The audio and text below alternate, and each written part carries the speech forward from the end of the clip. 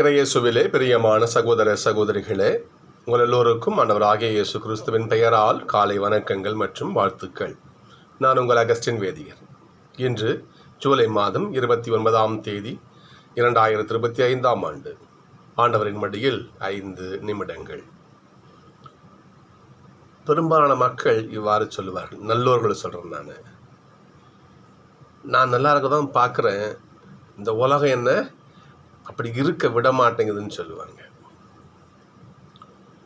ஒருத்தன் நல்ல பாதையில் முன்னேறி போனால் அவனை இழுத்து போட 10 பேர் கீழே ரெடியாக நிற்கிறான். உண்மைதான் அது. ஒரு சின்ன ஒரு கதம்னு சொல்லுவார்கள். கப்பலில் நிறையா நண்டுகள்லாம் இப்போ நாங்கள் அடுத்த நாட்டு கொண்டு போகிறாங்க பார்சல் கொண்டு போகிறாங்க. அப்போது அங்கே பணி செய்கின்ற ஒரு சிலர் கேட்குறாங்க, அந்த லோடு கொண்டு போகிற ஆளை பார்த்து கேட்குறாங்க, ஏங்க நண்டில் இருக்கிற அந்த பாத்திரத்தெல்லாம் திறந்து போட்டு வச்சுருக்கீங்க, அது வெளியே போயிடாதா, உங்களுக்கு நஷ்டம் இல்லையா, உங்களுக்கு அதை மூடி வைங்க அப்படின்னு சொல்கிறாங்க. அப்போ அந்த நண்டு வியாபாரி அவர் சொல்கிறாராம், அதெல்லாம் ஒன்றும் ஆகாதுங்க, அதெல்லாம் ஒன்றும் ஆகாதுங்க, ஒரு நண்டு கூட வெளியே வராதிங்கன்னா பாருங்கன்னு சொன்னாராம். அந்த பொருள் போய் சேர்ற வரைக்கும் ஒரு நண்டு வெளியே வரல. என்ன காரணம் தெரியுமா? ஒரு நண்டு மேலே ஏறிச்சுன்னா அதை காலை பிடிச்சி 2 நண்டுக்கு இழுத்து விட்டுரும். அது அந்த உயிரினத்தில் இருக்கின்ற பண்பு. அது அதே போல தான் மனுஷருங்க. ஒரு நல்ல வாழ்க்கை வாழறான்னா அவனை கெடுத்து தீய வழியில் இழுக்கிறதுக்கான ஒரு கும்பல் இருக்கும். இதைத்தான் நற்செய்தி சொல்லு பாருங்க. இன்னைக்கு அவர் சொல்கிறாரு, தந்தையானவர், தூய ஆவியானவர், இறைமகன் இயேசு நல்ல விதையத்தான் என்ன பண்ணுறாங்க, மக்கள் மத்தியில் விதைச்சி விடுறாங்க. ஒரு வயல் இருக்குது, நல்ல கோதுமை மணி என்ன பண்ண விவசாயி விதைச்சி விடுறான். கலையை விதைக்கிறது கிடையாது, ஆனால் அந்த கலையை சாத்தான் விதைக்கிறான். ஒரு பொருள் நல்லா வளர அவனுக்கு பிடிக்காது, நல்லா வாழ அவன் சாத்தானுக்கு பிடிக்காது. அவனை எப்படி தீமையில் பிடிச்சி இழுக்கலாம். ஏசப்பா நடக்கலையா, இயேசுவே இந்த கல்லை அப்பமாக்கி சாப்பிடு,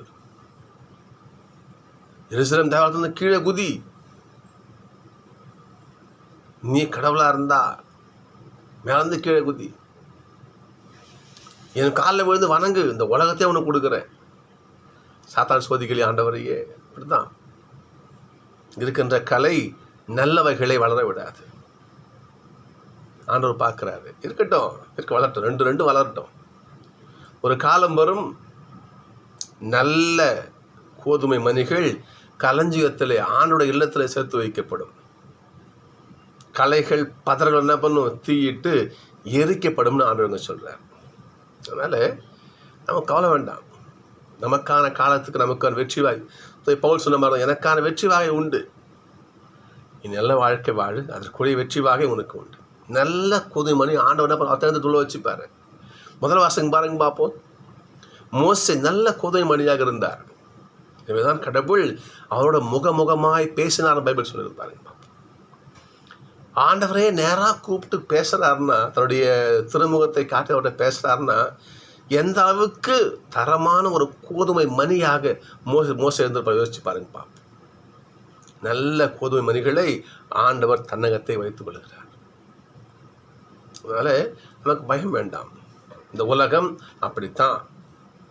இந்த உலகம் நம்மை தீய வழியில் தான் இழுக்கும். நாம் கோதுமை மணியாக இறுதி வரை இருந்தால் நிச்சயம் நமக்கு ஆண்டவர் அவருடைய இல்லத்தில் நமக்கு இடம் கொடுப்பார். திருப்பாடல் பாருங்க பார்ப்போம். அற்புதமான திருப்பாடல்.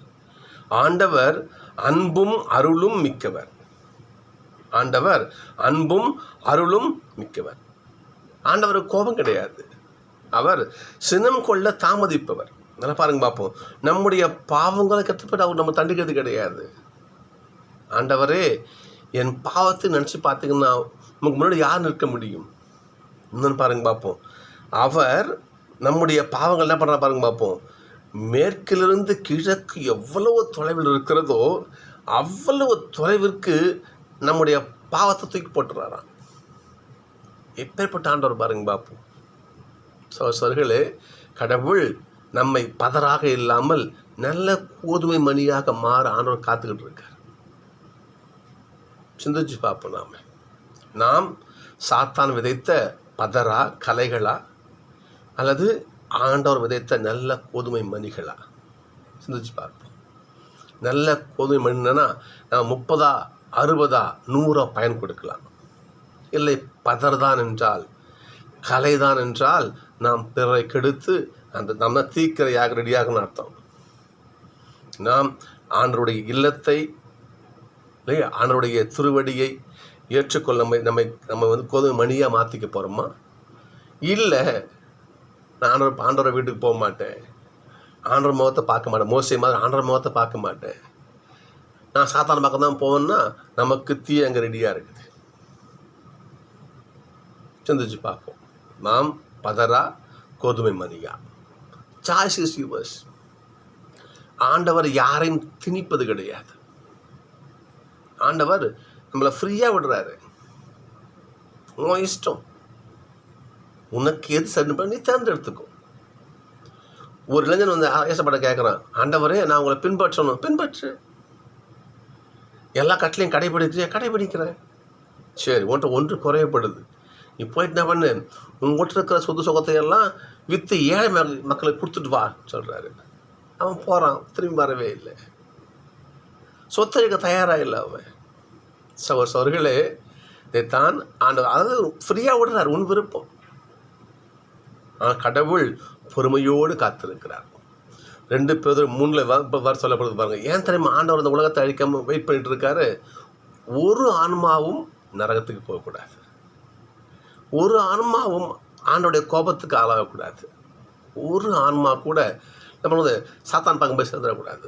எல்லா ஆன்மாக்களையும் மீட்டு ஆண்டோடைய பாதத்துக்கு போய் சேர்க்கணும். ஏசப்பட ஆசை தான். எனவே நாம் ஏசப்பாவுடைய ஆசையை பூர்த்தி செய்ய போகிறோமா, நிராகரிக்க போகிறோமா? சிந்திச்சு பார்ப்போம்.